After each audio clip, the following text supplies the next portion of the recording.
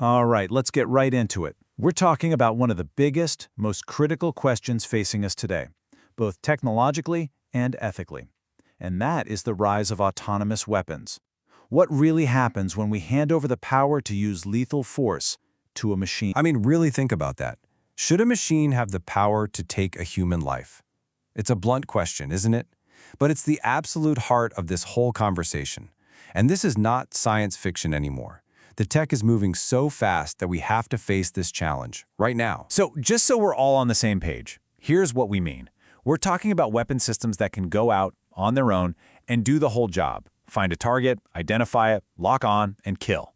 All without a person giving that final okay. You've probably heard the term killer robots. That's them. And they represent a fundamental change in how war is fought. Okay, so the biggest argument you'll hear against these weapons, the real core fear, comes down to one powerful and honestly pretty disturbing idea: dehumanization.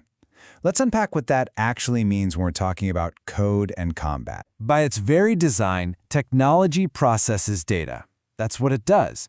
But when that data is a person, you get what campaigners call digital dehumanization. Suddenly, a human being isn't a person anymore. They're a data point, a label, a pattern of ones and zeros that an algorithm has to sort through. And this quote from the Stop Killer Robots campaign, well, it just hits the nail on the head. To an autonomous weapon, you're not a mother, a son, a doctor.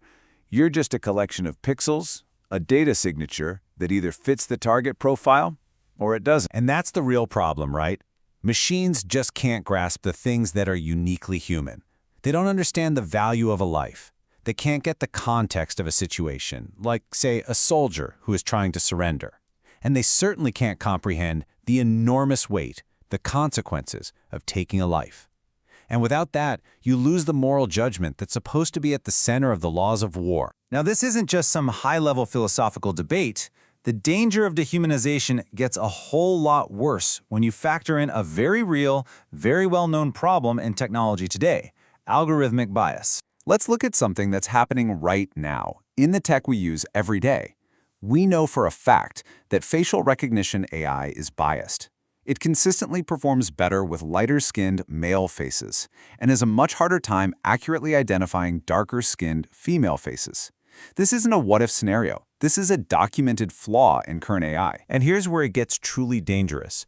When you take a flawed, biased algorithm like that and you put it inside a weapon, you're not just making a tool that might malfunction, you are literally encoding human prejudice, our social and historical biases, directly into a machine that kills. You're building inequality right into the weapon itself. So, faced with these massive risks, it's no surprise there's a growing global movement that's demanding we do something.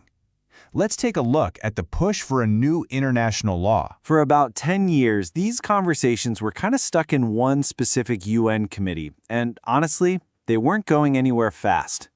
So, fed up with the gridlock, supporters of a ban decided to make a bigger move.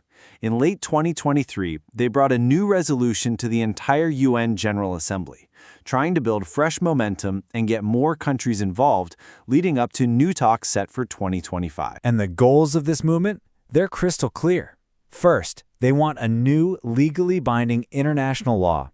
The main point is to completely prohibit any weapon system that operates without what they call meaningful human control. For everything else, they want strict regulations to make sure a human being is always the one making that final life or death call. But pushing for a treaty isn't the only game in town. There's another really influential group of scientists and policy experts who are taking a different approach, trying to steer the technology from the inside out. You've got organizations like the Future of Life Institute. Their whole mission is to guide these game-changing technologies, like AI, away from the worst-case scenarios and make sure they actually benefit humanity.